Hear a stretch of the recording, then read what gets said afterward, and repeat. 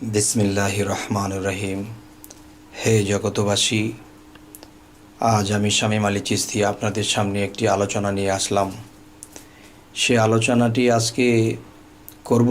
সে আলোচনাটি করার একটা উদ্দেশ্য হলো যে এই পৃথিবীতে অনেক মানুষ অনেক দ্বিধাদ্বন্দ্বের মধ্যে থাকে। অনেক বিষয় আছে যে কোরআন ও হাদিস যদি কেউ লক্ষ্য করে তখন দেখা যায় যে বায়াত গ্রহণ করতে হবে। হযরত মুহাম্মদ সাল্লাল্লাহু আলাইহি সাল্লাম তিনি মানুষদেরকে, যেমন সাহাবা সাহাবি, তারা বায়াত গ্রহণ করেছিল। এরপর হযরত আলী থেকে আস্তে আস্তে বড় পীর খাজা মঈনুদ্দিন চিশতি, এভাবে চিশতিয়া তরিকা আসলো, কাদরিয়া তরিকাতে আসলো, বড় পীর বায়াত করতেন। তাহলে দেখা গেছে যে বায়াত যে হতে হবে এর অনেক প্রমাণ। এবং কোরআন শরীফ যদি লক্ষ্য করি, সূরা কাহাফ, সূরা ফাতা বা বিভিন্ন সূরাতেও আল্লাহ বায়াতের কথা বলেছেন। বায়াতের কথা একটু স্পষ্ট বলেছেন যে সেই সূরাটি হলো সূরা ফাতা। আল্লাহ বলতেছেন, হে মুহাম্মদ, আপনার হাতের উপর যাহারা হাত রাখলো তাদেরকে বলে দিন যে তাদের হাতের উপরে আমি আল্লাহর হাত আছে। সুবহানাল্লাহ। হে জগতবাসী, ঠিক আছে বায়াত হব, কিন্তু বায়াত হইতে হইলে যে মূল বিষয়টা, সে বিষয়টা হলো যে একটা কথা আছে যে মান আরাফা নাফসাহু ফাকাদ আরা রাব্বাহু, যে সর্বপ্রথম তুমি তোমার নিজেকে চিনবে, এরপরে তোমার রবকে তুমি চিনবে। এখন দেখা যায় যে মানুষ দলে দলে মুরিদ হতে যাচ্ছে। এক জায়গায় মাইক, আর এক জায়গায় পীর, আর এক জায়গায় হলো শিষ্য। কেউ কাউকে দেখলো না, মাইকের মাধ্যমে যা কিছু বলল, কলেমা পাঠ করালো, তিনি সাথে সাথে পাঠ করলো, বাস মুরিদ হয়ে গেল। কিন্তু বাবারে, এই যে মুরিদটা, যে হাকিকতের দেশে যদি যাই তখন দেখা যায় কি বোঝা যায়, পীর সুরতে চাহিলে এশকেতে মজিলে সেই সুরত বদলে হবে নবীর গঠন, সেই নবীর নূরের সর্ব অঙ্গ জুড়ে দিলেতে হইবে রোশন, সেই রৌশনিয়ে করিয়া ফিরে ফানাফিল্লার হালে গিয়া শেষে দেখবে নিরঞ্জন। যে এখানে যে একটা বিষয়, সেটা হলো যে মান আরাফা নাফসাহু ফাকাদ আরা রাব্বাহু, যে সর্বপ্রথম আমি আমাকে চিনব, এরপর আমার রবকে আমি চিনতে পারবো। তো এখন দেখা যায় যে আমরা যেভাবে বায়াত হব, যে মাইকের মাধ্যমে, দেখা গেছে যে আমি পীরকে দেখলাম না, আমি শিক্ষা সামনাসামনি নিতে পারলাম না, আমাকে নিজকে তিনি চিনাই দিতে পারলো না, তখন কি হলো? তো এটা সঠিক বায়াতের মধ্যে পড়ে না। যেমন আরেকটি বায়াত হলো যে হাতের উপর হাত রেখে আল্লাহ বলেছে সূরা ফাতা যে হে মুহাম্মদ, আপনার হাতের উপরে যারা হাত দিল তাদেরকে বলে দিন তাদের হাতের উপরে আমি আল্লাহর হাত আছে।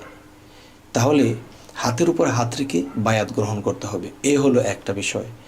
আরেকটা বিষয় হলো যে আমি জন্মান্তরে নিজকে হারিয়ে ফেলেছি। কে আমি? আমি আমাকে চিনি না। আর সে আমি অচিন দেশের মানুষ হয়ে গেছি। এখন আমি আমাকে চিনি না বলেই আমি একজন চেনা লোকের কাছে গেছি। তখন তিনি কি করবেন?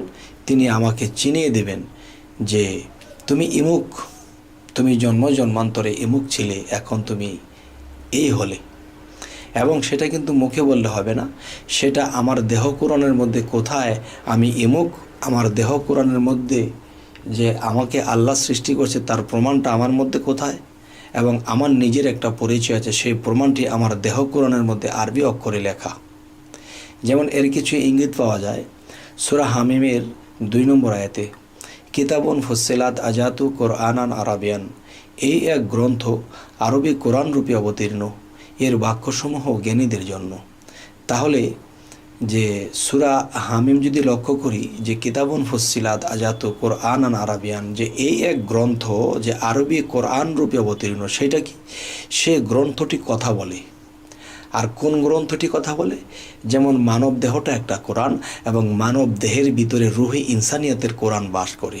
তখন সেই রুহে ইনসানিয়াতের কোরআনকে যদি আমরা জাগ্রত করতে পারি, তখনই কি হবে? যে আমার মুখে দিয়ে কথা বলবে এবং আমি কিছু বললে তা হবে।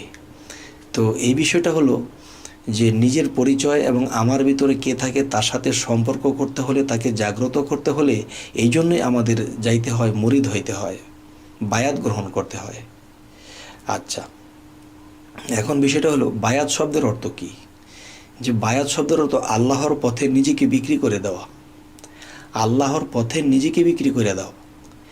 তাহলে আমরা যেভাবে বিক্রি হই বা বায়াত হই, যে কিছু কিছু বিষয় যে কোরআন অনুসারে এই বায়াতগুলো হচ্ছে না, তাই বলবো বায়াতের প্রথমে আমরা যখন যাব তখন সে মুর্শিদ আমাকে পরিচয় দেবে আমি কে, আমার পরিচয় কী, এবং আল্লাহ যে আমাকে সৃষ্টি করেছে তার প্রমাণটা আমার দেহকরণের মধ্যে কোথায়।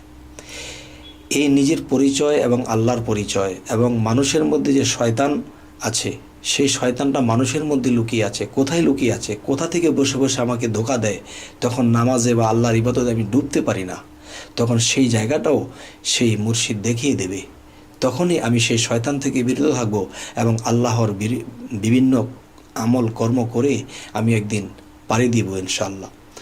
তবে ইনশাল্লাহ আমি যাই কিছু বললাম, আল্লাহ আমার মুখে দিয়ে যাই কিছু বলাইলো, এতে যদি কেউ বুঝে থাকেন এবং মানতে পারেন এবং এভাবে গুরু ধরতে পারেন, তো ইনশাল্লাহ সামনের জীবন আমাদের ভালোই হবে এবং পরকালেও আমাদের চিন্তা থাকবে না। কেননা যে তোমরা আমার বন্ধুর কাছে যাও, বন্ধুর কাছে গেলে বন্ধু হওয়া যায়, তাহলে সেই বন্ধুর কথা যদি শুনি, তারটা মানি এবং শিক্ষা অর্জন করি, তাহলে আমাদের ইহকাল এবং পরকাল ধন্য হবে ইনশাল্লাহ।